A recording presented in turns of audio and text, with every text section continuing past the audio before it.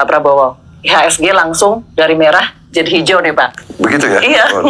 Alhamdulillah, alhamdulillah. Iya, dan sekarang kini kita berterima kasih sekali dikasih kesempatan untuk join di retret Kabinet Merah Putih ya Pak ya. Ini di Akmil. Nah, ini pertama kali nih Pak dalam sejarah kabinet, para menteri, wamen, dan kepala-kepala badan mendapatkan pembekalan gitu ya Pak ya. Sebelum bertugas, apa Pak yang mendorong Pak Prabowo menyelenggarakan rangkaian pembekalan ini bagi para menteri Bapak? Sebuah kabinet negara sebesar kita tidak mungkin berasal dari suatu kelompok. Tidak mungkin berasal dari satu partai. Mungkin saja nanti di kemudian hari, tapi sekarang saya kira masih sulit. Dan saya berpendapat bahwa harus ada kerjasama yang baik di antara tokoh-tokoh elit, tokoh-tokoh politik, dan tokoh-tokoh kemasyarakatan. Dengan demikian, dengan asal yang berbeda-beda, perlu proses saling mengenal, bonding ya Pak ya, bonding ya, team building. Ini sangat dibutuhkan di setiap usaha. Kalau kita mau bentuk tim sepak bola itu lama prosesnya, teamwork. Sehingga orang kerjanya tuh baik, saling mendukung, saling mengisi. Jadi ini usaha saya juga meraba-raba. Saya kan juga baru pertama kali jadi presiden kan. Jadi, tapi semua merasa, saya lihat cerah, saya lihat everybody's happy, gembira, ya, saling, jadi suasana lain gitu. Iya.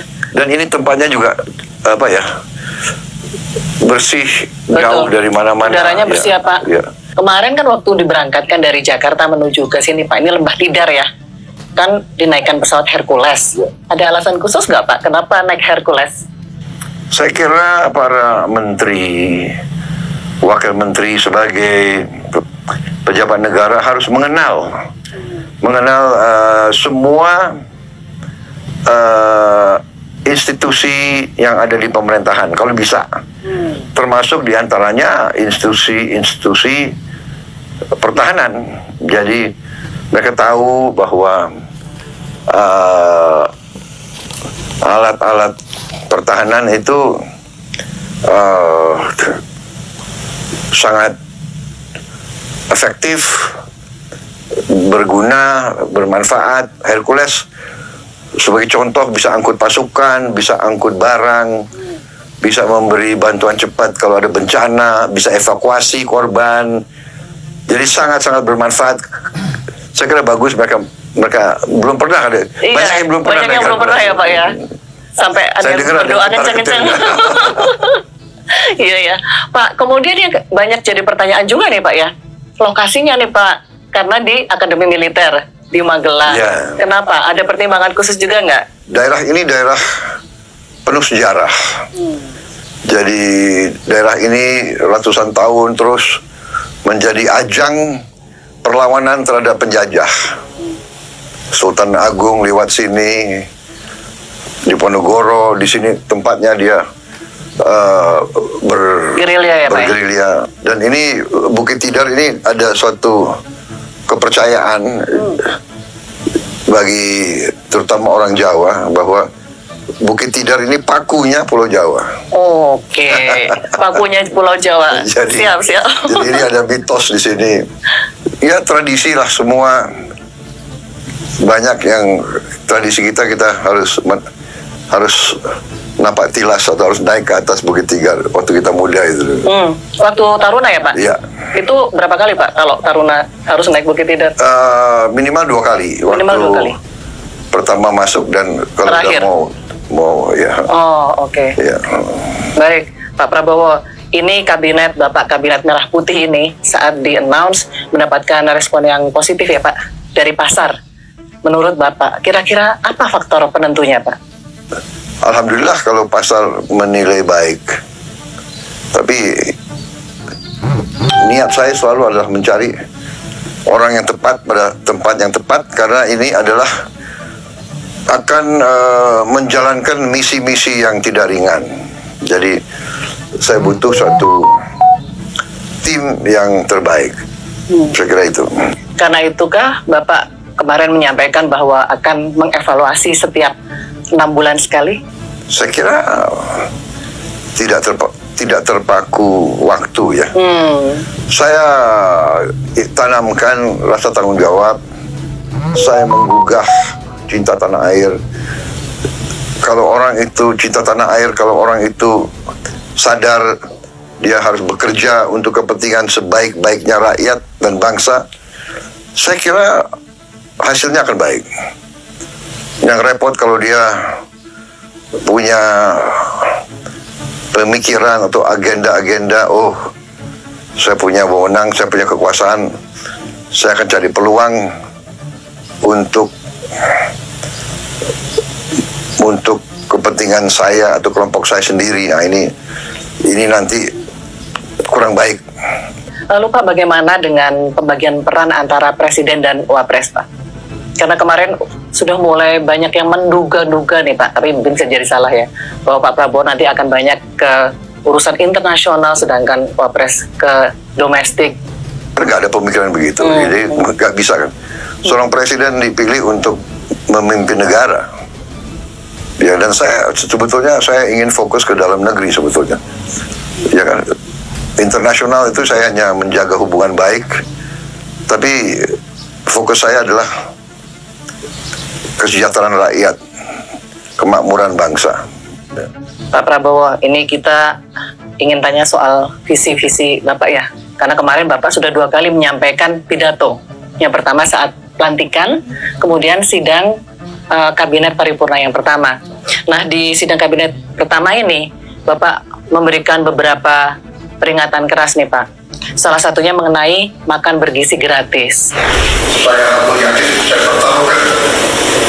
pertaruhkan kepentingan saya. Bagi saya, makan bergizi untuk anak-anak dan ibu hamil ini adalah strategi yang tidak mendukung. Hal ini silakan keluar dari pemerintah. Tegas dan keras. Nah, apa Pak yang membuat Bapak begitu yakin Indonesia harus punya program ini? Oh iya, bagi saya ini sangat penting.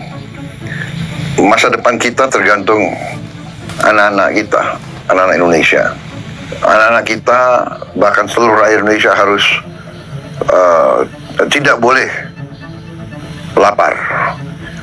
Karena kita negara punya kekayaan yang besar. Bisa dinikmati adalah rakyat kita makan cukup. Jadi kalau ada yang tidak mendukung prinsip ini, ya nggak perlu dekat-dekat saya lah. Apalagi ikut pemerintah saya, ya. Saya terang-terangan aja. Bagi saya hal ini prinsip. Kita sudah hitung, negara lain sudah jalankan ini cukup lama.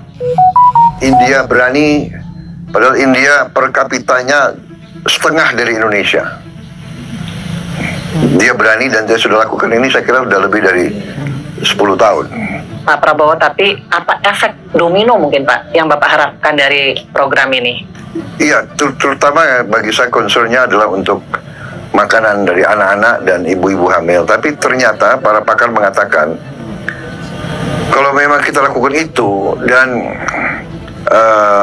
pembelian bahan-bahan berada di daerah, di kabupaten, di kecamatan, di desa-desa, itu menimbulkan suatu dampak bahwa rakyat itu penghasilannya bisa tambah. Ya, para petani, produsen mendapat suatu pasar yang terjamin.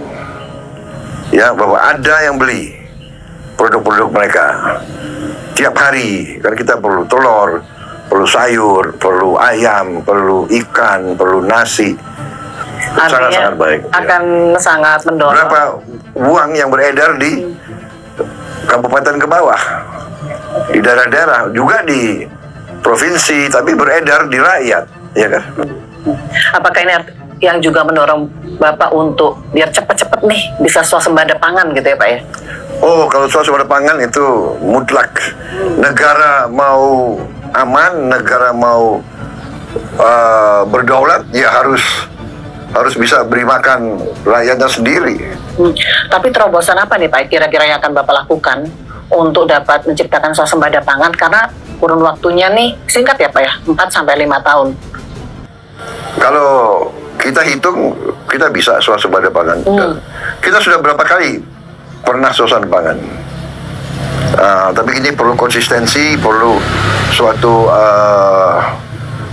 tekad dan terutama peran dari pemerintah yang kokoh. Ya, negara harus kuat. Pak, kemudian ada lagi pernyataan Bapak ya, yang Bapak tekankan ini di 2 pidato Bapak. Saya katakan berkali-kali bahwa negara yang merdeka, rakyatnya harus merasakan kemerdekaan. Janganlah kita bangga menjadi anggota G20 kalau rakyat kita masih banyak yang miskin, masih banyak yang lapar. Sebenarnya apa sih Pak kegelisahan atau ketidakpuasan Bapak terkait hal ini? Tidak manusiawi. Kita merdeka sudah sekian puluh tahun, kita tahu kita kaya, masa saudara-saudara kita hidupnya sangat sulit? Ini nggak boleh terjadi. Kita sebagai pemimpin tidak pantas jadi pemimpin. Kalau kita tidak berbuat sesuatu yang bisa secepat-cepatnya memberi hasil kemerdekaan, memberi sebagian daripada kekayaan kita terasa oleh sebesar-besarnya rakyat kita. Kalau masih soal rakyat miskin nih Pak ya, ini kita pasti bisa bicara mengenai subsidi yang masih belum tepat sasaran.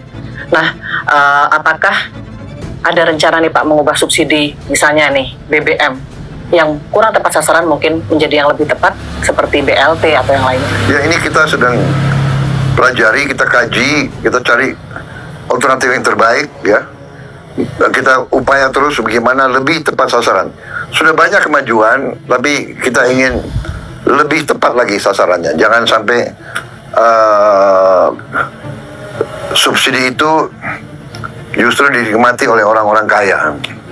Pak Prabowo, Bapak juga berkali-kali menegaskan soal pemberantasan korupsi. Bapak menegaskan, mengingatkan kepada para menteri untuk jangan korupsi.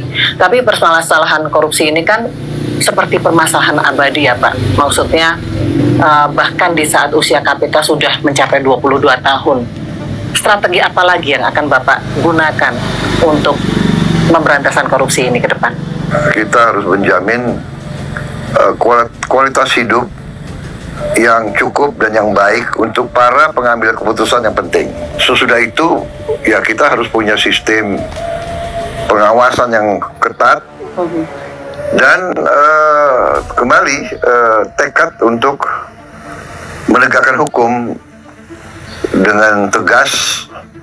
Tapi menurut saya yang lebih parah adalah keserakahan, serakah, nafsu yang sangat besar untuk mengeruk kekayaan yang sebesar-besarnya agar dia bisa berkuasa panjang, kira-kira itu. Tapi yang terutama adalah kita harus cari sistem yang benar.